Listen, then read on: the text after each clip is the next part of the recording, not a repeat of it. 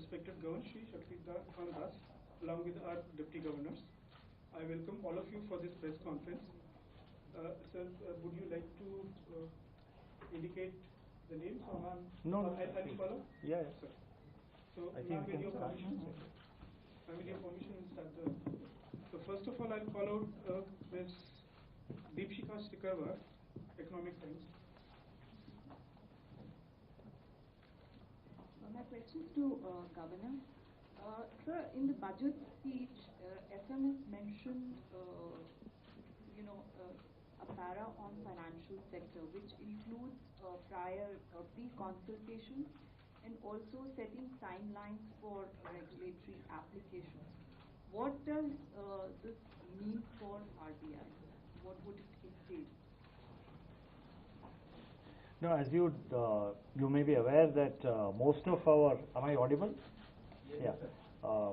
Whenever any new policy measure is taken, when any new regulatory guideline or any other announcement is made in the, made by the Reserve Bank, the budget suggests that Reserve Bank, or for that matter, measures taken by other financial sector regulators, there has to be some amount of advanced consultation with the stakeholders. Already we do consult. It's not as if consultations do not happen. And if you recall, even in the last monetary policy announcement, we have made an announcement relating to penal interests. There also we are issuing a draft circular. We are not issuing the final circular because we want the views of the stakeholders, namely the regulated entities, the banks, and also any other stakeholder, any player in the financial sector or in the market, any member of the public to give suggestions.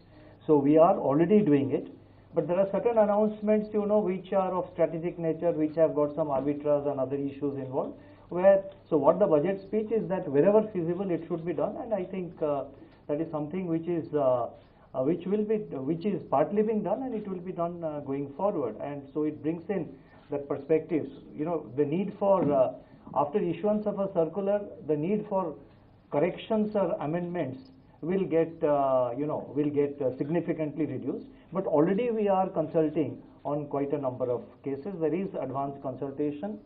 What we do is that we, sometimes we also launch, announce a discussion paper. We circulate a discussion paper. For example, this climate-related steps which we have announced in the last monetary policy statement. Last year, in July or August, we had issued a discussion paper on climate change and its impact on the financial sector. So based on the discussion paper and the inputs which we have received, we have announced 3 measures, and other measures will follow.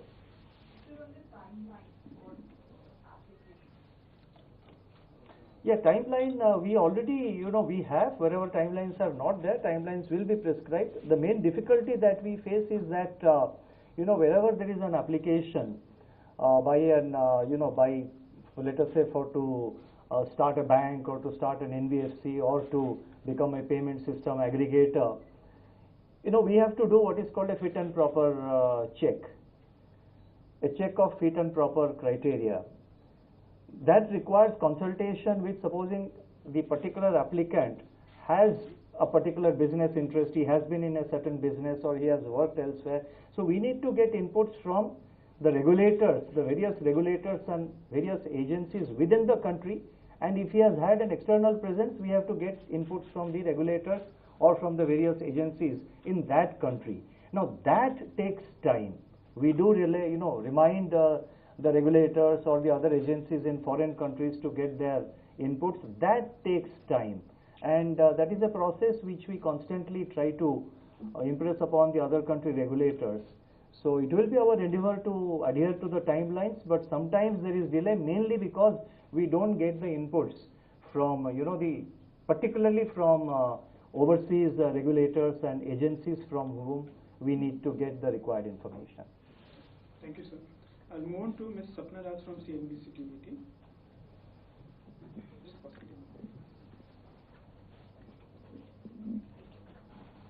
Good afternoon, ma'am. Good afternoon, sir. 2 questions. First, to the Governor, sir. In the MPC for FY24, you're projecting inflation at 5.3%. Have you factored in crude at around 95 odd to a dollar, slightly lower than the $100 benchmark that you had kept last year? So is that a safe number to go with, given the geopolitical risks? Just yesterday or day before, Russia again has cut output by around 2 lakh barrels per day, for instance. Second, sir, so far there has been a price freeze on retail prices of fuel, petrol and diesel. So far, whenever the projections have been made, you have done it sans that impact, and in case in the coming time, we don't know when, if the price freeze goes away, depending on the international projections, whatever the market prices. So how do you see that trajectory impacting your inflation? That's one. Second, ma'am, a slightly different question, ma'am. SC has raised concerns on the Hindenburg Adani matter. The Apex Court has suggested that the framework, the investor framework, may have to be relooked with the finance and SEBI as a regulator. Also, there could be some corporate governance issues that need to be addressed. So how would you look at this scenario, your assessment? You have also made some comments earlier as well. Thank you very much.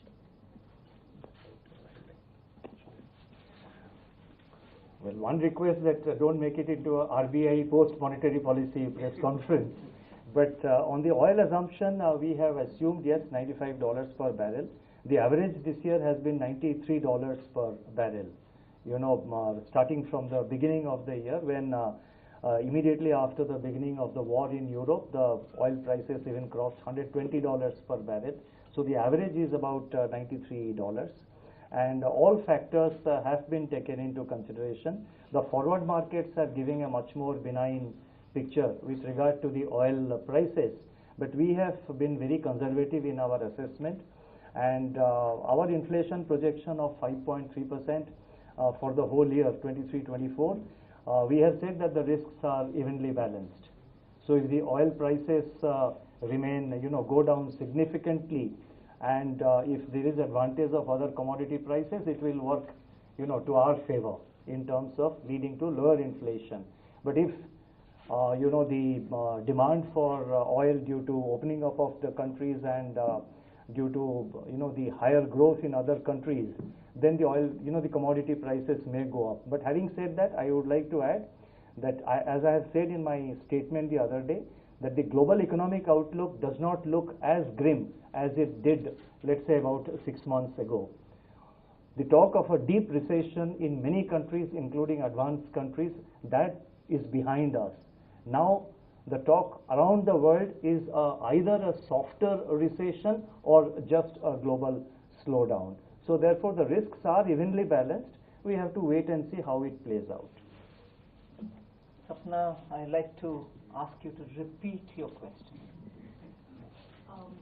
The Apex Court's observations on the Hindenburg matter, the report and analysis, they have suggested saying that, along with the government, please come up with a possibly better framework for investor protection, also looking at corporate governance issues, and they have also suggested that an expert committee may be set up to look into this entire matter. Ma'am, your assessment as we go forward.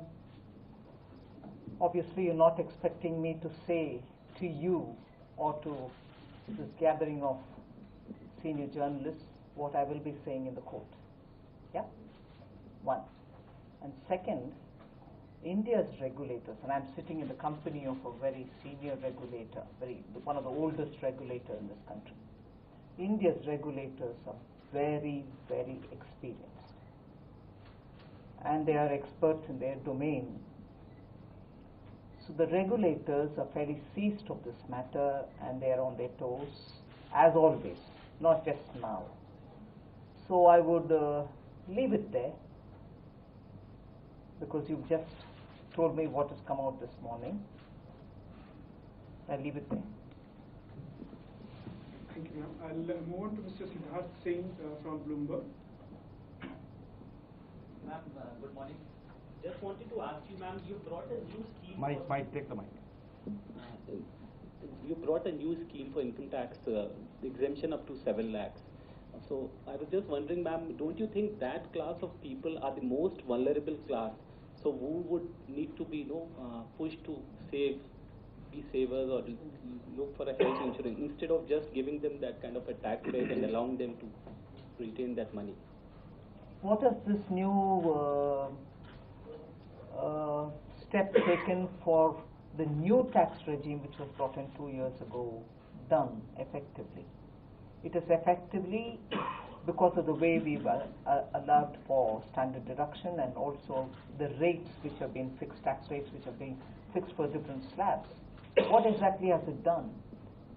It has actually left more money in the hands of the people, the taxpayer, right? The householder. So over and above what he pays as tax, the money left in his hands are for him to decide what he wants to do with it. Why should I underestimate the decision-making ability of a householder who takes care of his family, runs his family, takes care of future interests of the household, saying you put your money here, I'll incentivize you to do it, but you may not want to put it there because I've not given incentive. Absolutely, I don't think it is necessary for the government to even induce any such measures or give inducements. A person who earns his money and who runs his household is wise enough to know where he has to put his money. He'll save, he'll cover with insurances himself and his family and everything else. That's up to him to make. So I've not discouraged him from doing anything. Nor am I, let's say, in the new regime, incentivizing him to do anything in particular. It's for him to take a call. Thank you. I'll move on to Mr. Siddharth Kumar, Times of India.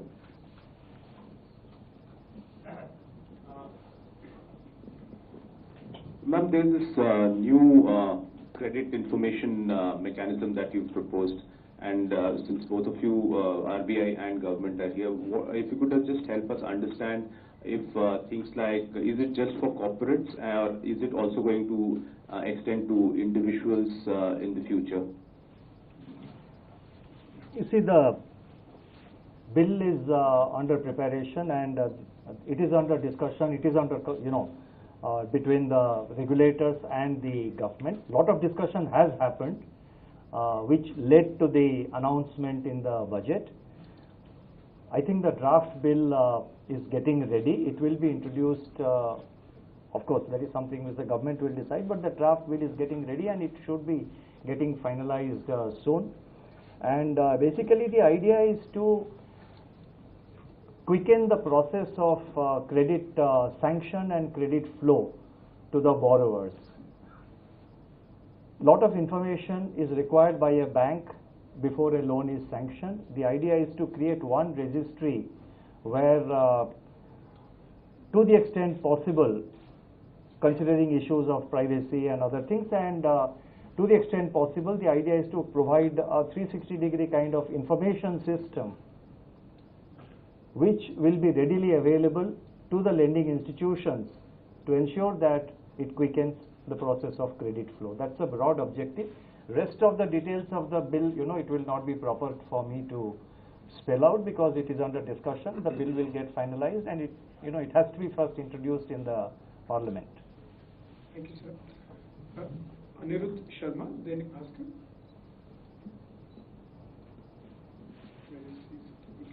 Then we'll move on to Mr. Lakshman Rao, CNBC Awas. Thank you, sir, for the question and answer what you got. Okay, thank you. Thank you.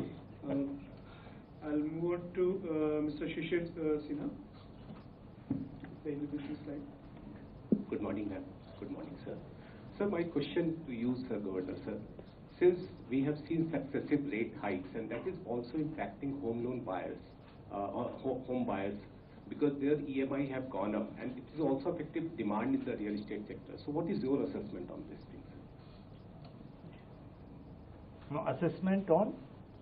The EMI have gone up, and also the home demand for new homes are also coming down. So what is your assessment because of the successive rate hikes? No, please keep in mind that I think the interest rates have just moved into the positive territory. We had negative interest rates for the last 3 years, and persistent, the continuation of negative interest rates for far too long can create instability in the financial system. So the interest rates have just now moved into the positive territory. Negative interest rates for a long time has a lot of risks which have to be avoided. Second thing is that there is also, when interest rates are rising, there is also somebody called the depositor. His interest has to be taken into account. But the larger point is that we are mandated under the law to maintain price stability, which is an important component of financial stability. And as a part of price stability requirements, the Monetary Policy Committee is taking various decisions, and our interest rate increase is a part of that process. The rest of it, the deposit rates, the lending rates, as you are aware, they are all deregulated, and it is left to the banks to decide their rates. Market competition will decide what should be the rate, both in the deposit side as well as in the lending side. Thank you, sir. Siddharth personally informs. Yeah, please. Hi, Siddharth from Money Control here. This is for both the governor and ma'am. This is regarding the new income tax regime. Some people, like you said, it's not up to the government to decide whether the person should spend or save. Assuming they spend more, could that lead to a greater mismatch between savings and investments, which could perhaps widen the India's current account or balance of payments deficit? Would you like to income tax or something? No, I will certainly say. On the one hand, there are people, even in your fraternity, who tell me that I've done this to pep up consumption. On the other, there are some among you all who say that this might hurt saving and therefore investments. A simple step towards giving more money in the hands of particularly the middle class, particularly the income brackets that I've covered, in order that they decide how they want to use it. And rightly, I'm not blaming anybody here, just leads to a lot of inference, each according to his inference, a certain opinion gets generated. This measure of government was purely to reduce the tax burden on the middle class and to make sure that the promise which was given earlier, a couple of years ago, which got delayed because of the COVID and other reasons, that we will simplify the direct taxation, not only just simplify for compliance sake, but also reduce the rate so that it doesn't become a burden, tax doesn't become a burden on the shoulders of particularly the middle class. That's where it is.